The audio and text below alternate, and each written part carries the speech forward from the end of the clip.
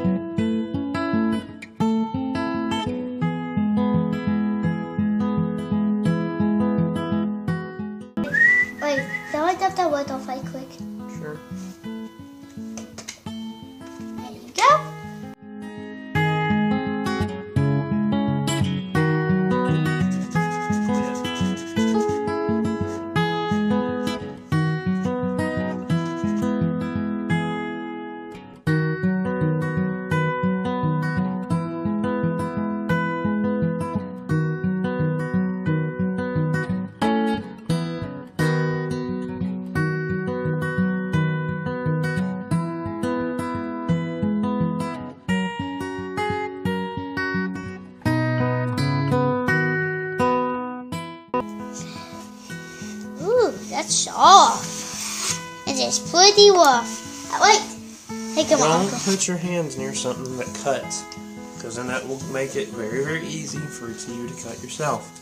If you keep your hands out of the way, you can't get cut.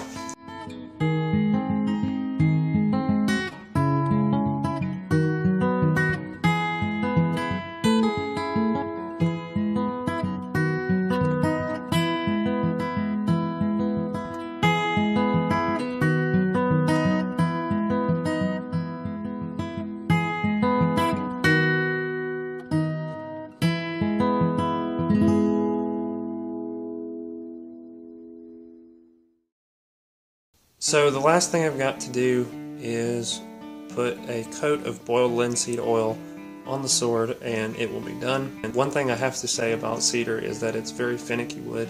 It does split pretty easily. The handle does have a little split in it. Cedar's really nice to work with. It smells amazing. It is a beautiful wood, but it is not the easiest wood to work with.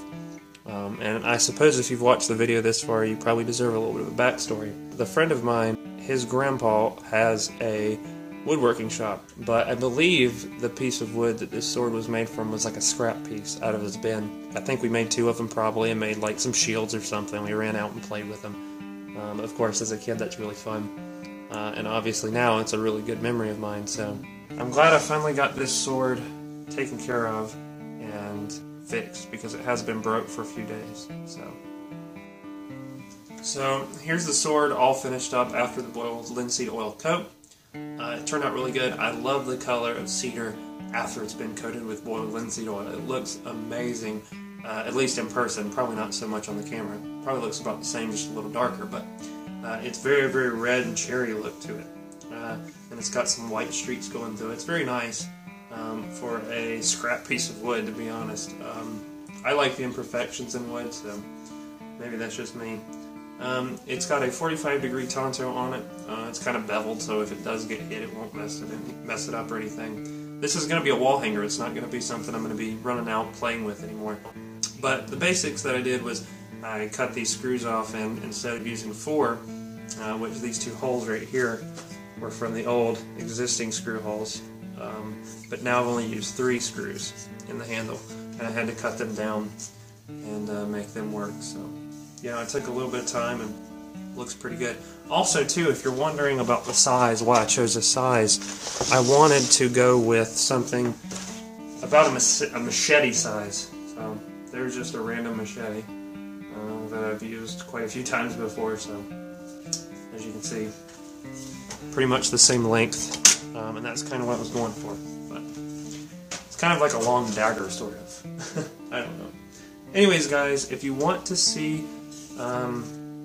pictures of this project or any of my other projects that I've done, or future projects, whatever, go check them out on my Instagram. It's Can'tDrive16, same thing as the channel name. So I don't know if the underscores are there or not. So, but anyways, hopefully you enjoyed. If you did, leave it a like. That'd be much appreciated. But anyways, guys, hopefully have a fantastic day, and we'll see you later.